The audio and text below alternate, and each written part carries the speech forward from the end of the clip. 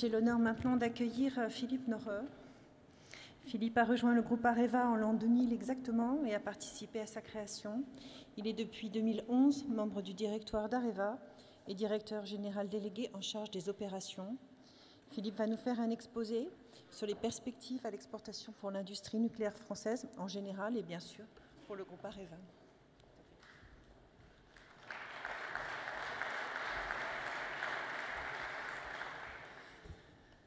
Merci Valérie et merci à vous tous de bien vouloir m'écouter. En fait, je vais dévier du titre.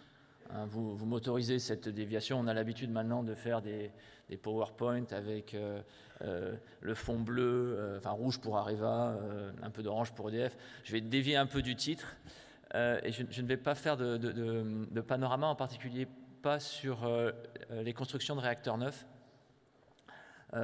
parce que les projets sur lesquels nous sommes engagés, nous sommes déterminés à gagner.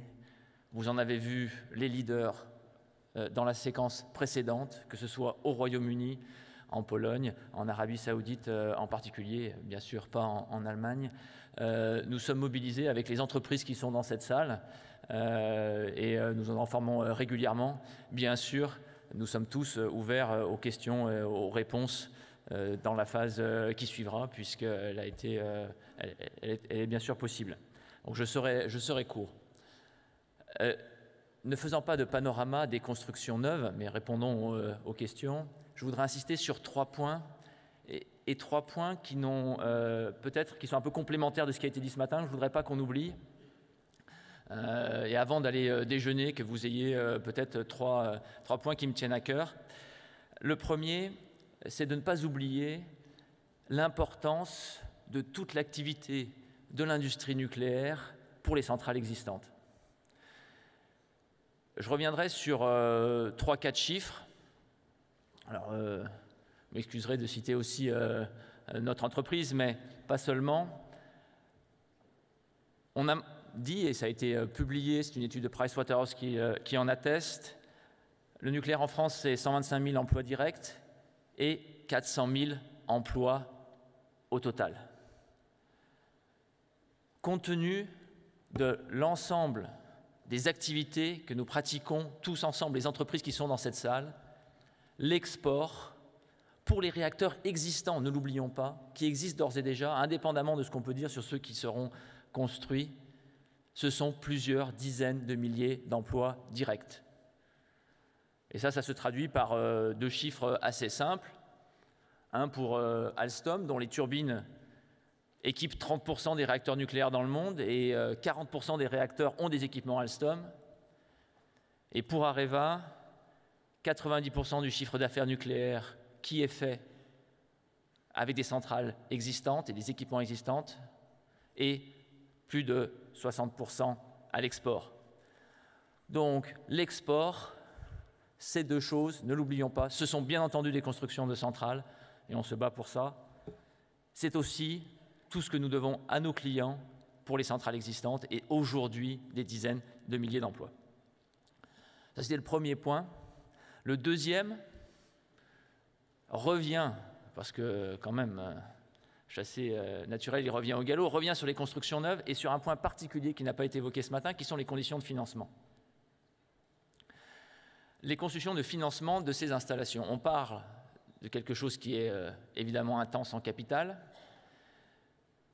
Et avant même de revenir aux réacteurs nucléaires, nous avons tous fait l'expérience qu'en achetant un appartement ou une voiture avec un prêt sur 18 ou 25 ans, le montant des intérêts est supérieur au montant du capital de départ. En particulier si on ne fait pas attention au taux de financement. Et aujourd'hui, n'importe quelle industrie capitalistique financée à 7% sur 18 ou 25 ans paye plus d'intérêts de sa dette si elle est, et j'y reviendrai à certains taux, que le coût du produit. Ça ne veut pas dire qu'il ne faut pas travailler sur les conditions d'exécution, améliorer le produit, améliorer les conditions d'exécution, bien sûr. On doit faire un retour d'expérience, et on le fait sur la Finlande, sur le UK, qui profite déjà à Taishan. Mais aujourd'hui, nos concurrents financent à environ 4% les projets de centrales nucléaires, environ. Je parle de la dette, je reviendrai sur le capital plus tard. alors que nous avons potentiellement, par rapport au Japon, aux États-Unis, les mêmes taux de référence. Avec la chute des taux en Europe, on est sur des taux de référence autour de 3%, avec des zakouskis liés à l'État autour de 4%. Nous serions capables, en tant que prêteurs directs, de concurrencer ces schémas. Mais les nouveaux mécanismes prudentiels en Europe font que les prêts bancaires arrivent à 7%. Donc j'attire votre attention tous sur le fait que le CSFN a travaillé, le comité stratégique de la filière nucléaire a travaillé pour des recommandations. J'appelle à votre support.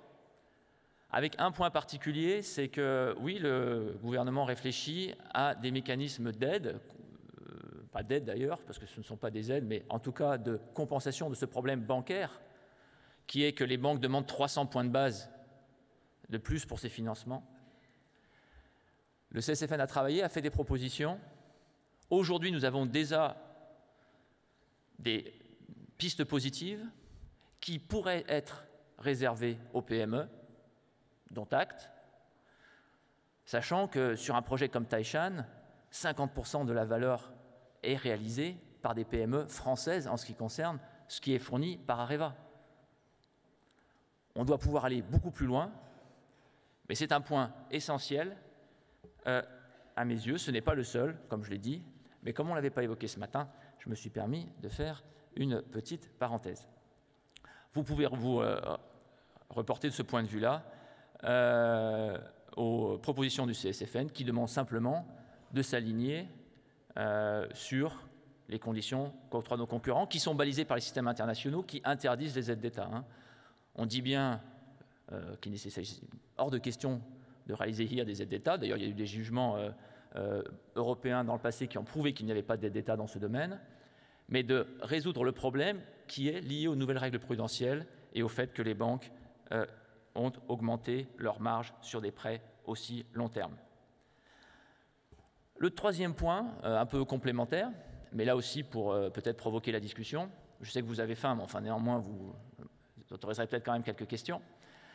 Un point qui est lié à la localisation, qui n'a pas été énormément développé ce matin, mais les industries qui se développeront, et les réacteurs nucléaires qui seront construits en Arabie Saoudite, en Pologne, en particulier dans les newcomers, mais aussi au Royaume-Uni, pour parler des 3 pays qui étaient autour de la table et sur lesquels nous travaillons avec EDF, chercheront à avoir une localisation, et c'est normal et c'est sain pour la robustesse du système nucléaire local.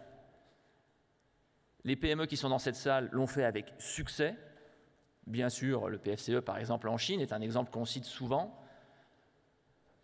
Mais chacun de nous, et nous avons amené des représentants du gouvernement dans certaines de nos PME françaises, je ne citerai pas parce qu'on va croire que je passe des marchés à la tribune, donc non, ce n'est pas le cas. Mais certaines PME ont accueilli, et la SFEN, le CSFN y ont contribué, des représentants de l'administration pour montrer que localiser dans un pays, qu'il soit au Royaume-Uni, en Pologne, en Arabie Saoudite ou en Chine, ce n'est pas délocaliser de l'emploi, mais c'est bien faire bénéficier d'un savoir-faire, certes, mais aussi faire du retour en emploi. Et le groupe Areva, aujourd'hui, en ce qui le concerne, bénéficie de la croissance des marchés export, encore plus lorsqu'il a des joint ventures localisés, encore plus lorsqu'il a des projets sur ces marchés-là, que lorsqu'il ne l'a pas fait. Il peut y avoir des témoignages dans la salle, si vous le souhaitez. Nous avons organisé récemment un Suppliers Day en Arabie Saoudite. Il y aura une conférence en Arabie Saoudite dans 15 jours, 3 semaines, enfin le 23-24 avril. 23 avril, le 23 avril. Et d'ailleurs, des entreprises françaises, pas seulement des PME, mais également de nos concurrents, bien entendu, et des fournisseurs de nos concurrents, interviendront sous l'angle de la localisation. Je souhaiterais vraiment qu'en tant que participants à cette convention, nous ayons vraiment en tête, on ne peut pas être, les PME ne peuvent pas être partout en Pologne, au Royaume-Uni, en Arabie Saoudite, certes, mais elles peuvent avoir des partenariats, elles peuvent cibler leur pays. Le sujet de la localisation est un sujet à la fois crucial sur ces marchés, mais également bénéfique sur les emplois en Europe et en France. C'était les 3 points que je voulais mentionner, encore une fois, peut-être pour déclencher des questions ou des remarques, des commentaires. Une conclusion en reprenant un point qui a été mentionné dans le discours d'ouverture de Luc Courcel, mais qui a été ensuite précisé par quasiment tous les opérateurs, qui est le contraste entre la stabilité d'un certain nombre de règles dont les renouvelables en particulier ont besoin pour se développer, mais également le nucléaire, quand, comme on l'a dit en Pologne, il peut devoir s'arrêter pour compenser les règlements du marché. Donc le contraste entre la stabilité dont ces systèmes énergétiques ont besoin, même s'ils sont décentralisés, d'un point de vue réglementaire, et les conditions de marché dans lesquelles on est aujourd'hui en Europe.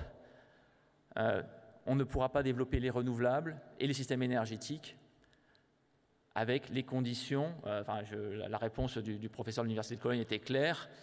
On a 20 gigawatts de solaire en Allemagne, on va vers 50 gigawatts. Le marché aura énormément de mal à fonctionner et surtout les investissements ne fonctionneront plus s'il n'y a pas une meilleure stabilité des règles de subvention et des règles de marché, voire réglementaires. Merci, je voulais faire tout petit peu court. Merci pour votre attention et puis à votre disposition pour d'éventuelles questions.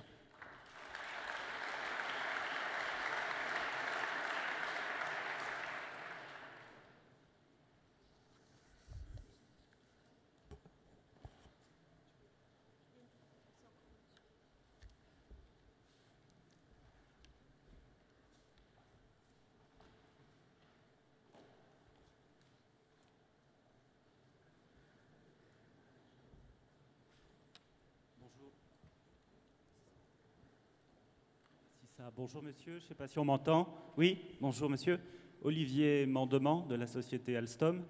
Vous avez mentionné au début de votre intervention le rôle de la base installée pour les exportations nucléaires, ce qu'on pourrait appeler le marché des rétrofits, le marché des rénovations de centrales existantes. Est-ce que vous pourriez donner un ratio de ce marché de rénovation rétrofit par rapport au marché du neuf pour la société Areva? Je pense notamment au marché de remplacement des générateurs de vapeur ou peut-être le marché des remplacements de couvercles de cuve. Grosso modo, donc, s'agissant de la société Areva, le rétrofit, si on regarde que le business réacteur, le rétrofit représente le double de la construction neuve. Donc c'est 1/3 construction neuve, 2/3 rétrofit.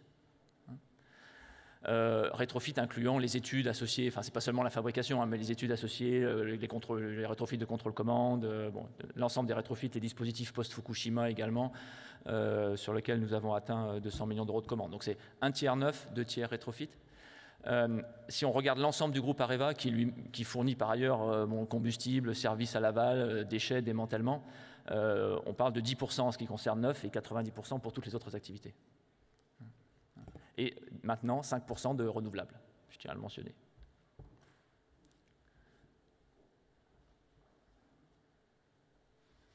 Monsieur alors, je voulais revenir sur ma lancée tout à l'heure, puisque je n'ai pas eu de réponse. Je me permets de vous demander donc ce qu'il en est de la politique d'Areva vis-à-vis du Moyen-Orient et en particulier de l'Arabie Saoudite, en regard d'abord des violations massives des droits de l'homme en Arabie Saoudite, puis surtout de la question de la stabilité. On sait que quand Nicolas Sarkozy avait vendu du nucléaire à Kadhafi, des gens dans le management d'Areva avaient trouvé qu'on allait peut-être un peu loin en vendant une pétaudière à un dictateur instable et un peu malade. Heureusement, effectivement, ce deal n'a pas été jusqu'à son terme. En sera-t-il de même en Arabie Saoudite? Est-ce que vous pariez sur la démocratisation par l'investissement, enrichir le dictateur pour qu'il soit plus sympa? Ou est-ce qu'à un moment, vous allez vous rappeler qu'on doit être responsable quand on fait du business? Évidemment, dans le nucléaire, c'est difficile de parler de responsabilité, mais sait-on jamais, on peut toujours l'espérer. Merci. C'est intéressant parce que de parler de nucléaire dans la responsabilité, mais si un jour il y a un incident dans une centrale nucléaire ou dans une installation, non, qui va en prison? C'est vous, c'est moi?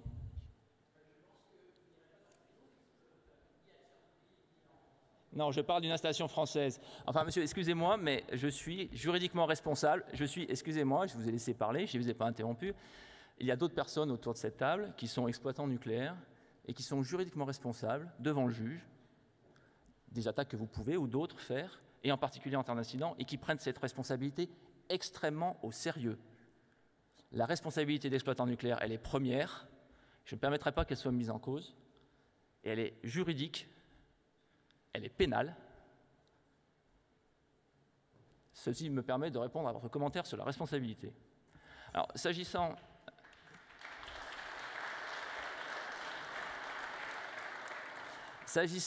vous avez utilisé certains mots, autres mots, sur quelle est la politique d'Areva. Areva, ce n'est pas de politique.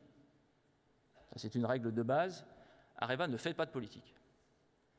Areva respecte certaines règles, que ces règles soient juridiques, qu'elles viennent des instances internationales ou qu'elles soient éthiques. La charte des valeurs d'Areva est publiée, elle est sur le site internet. C'est ce que nous respectons. Au titre, d'ailleurs, de cette charte, une des premières valeurs est de respecter le client. Je le rappelle, elle est fondamentale, elle est aussi vis-à-vis de nos salariés. Nous ne faisons pas de politique.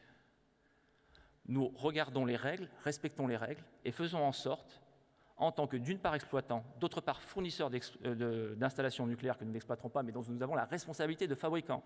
Là aussi, il y a une responsabilité juridique en fonction des décrets et lois applicables. Donc cette responsabilité, nous l'assumons lorsque les pays respectent les règles, lorsque les pays respectent les conventions internationales. Ce n'est pas à Areva de faire de la politique. In fine, d'ailleurs, je rappelle que Areva est une entreprise publique, qu'elle a un actionnaire, un conseil de surveillance.